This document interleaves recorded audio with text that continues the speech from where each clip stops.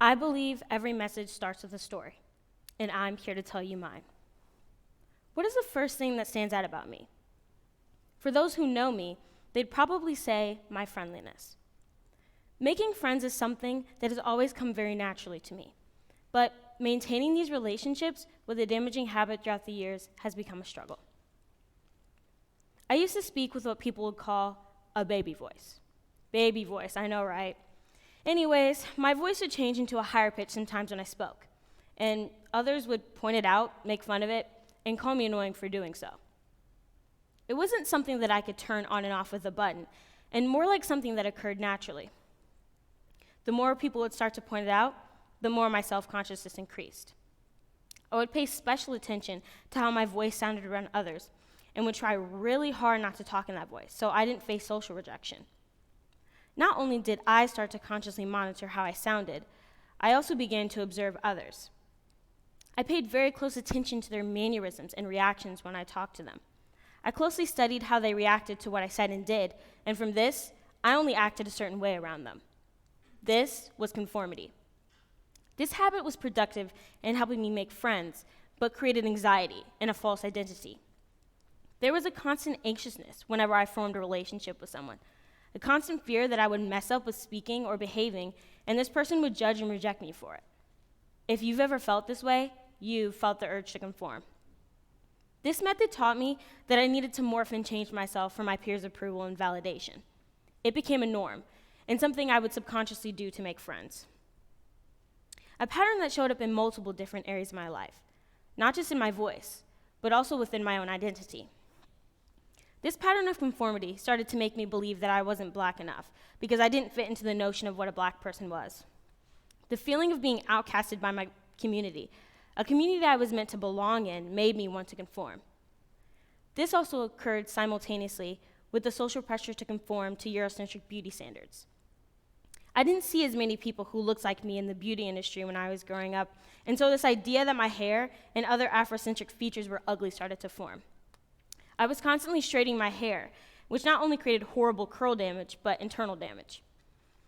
I never really felt like I could be my true self, because I would be deserted by my relatives and friends for doing so. I would be annoying. That's what my fear told me. It told me that making myself uncomfortable for others' comfort was the right thing to do, that relying on external validation was necessary in order for me to make friends, and that putting it above my well-being was beneficial for me. Deep down, we all have a fear of being judged and rejected socially, whether it's by people we know or complete strangers. The true question is, why did I conform, and why do we as humans conform? Let's start off with the basics. John M. Levine, a professor for psychology at the University of Pittsburgh, defines conformity as the process whereby people change their beliefs, attitudes, actions, or perceptions to more closely match those held by groups to which they belong or want to belong, or by groups whose approval they desire. In summary, this means we change ourselves in an attempt to please others and gain their approval. In this so basically on the screen, there was an experiment called the Asch Conformity Experiment. So basically it was created to study conformity. So here's basically a model of the experiment. So there were 6 participants in total. So 5 of them knew that what the experiment was about, and then there was an innocent participant. So using a line judgment task, Asch, the professor, asked his participants which line, A, B, or C, looked most like the target line. Oops. Okay, what is going on? Okay, if the real participant chose the incorrect answer, it was clear they were conforming. So there were 18 trials in total, 12 of which the fake participants gave incorrect answers.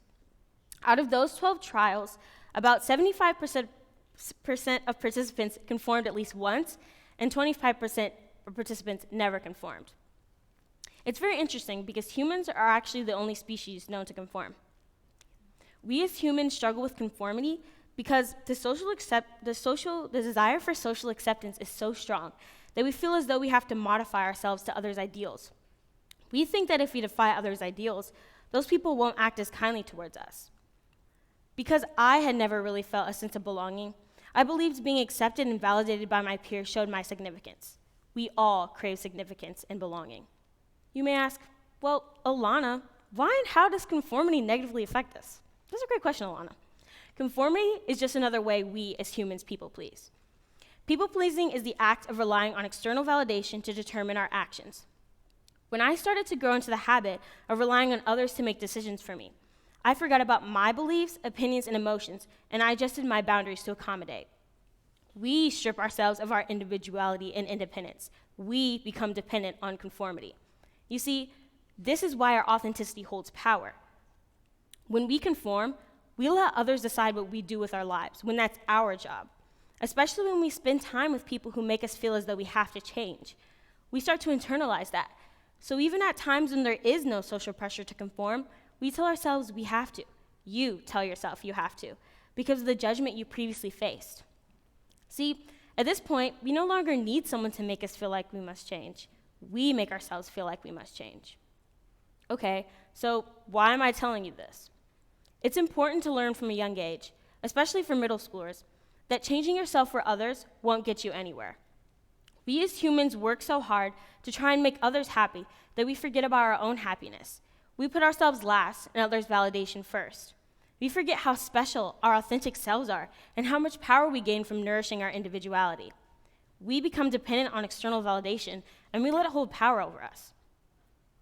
To this day, I still feel very tempted to conform in different areas of my life, at school, with family, with friends. But through this experience, I developed wisdom along the way. One of my main problems was surrounding myself with the wrong crowd. I realized the circle of people I was in was hurting me and made me feel like I had to conform. When I started to surround myself with people who wouldn't judge me for who I was, and it didn't hurt that they could empathize with my struggle of conformity, it was easier to be myself and feel safe and secure in these relationships because I knew I wasn't going to be judged for who I was. In fact, me and some of my friends, we all founded a club here at FSA named Formed Verity, which is a judgment-free space where 7th to 8th graders can feel free to express themselves.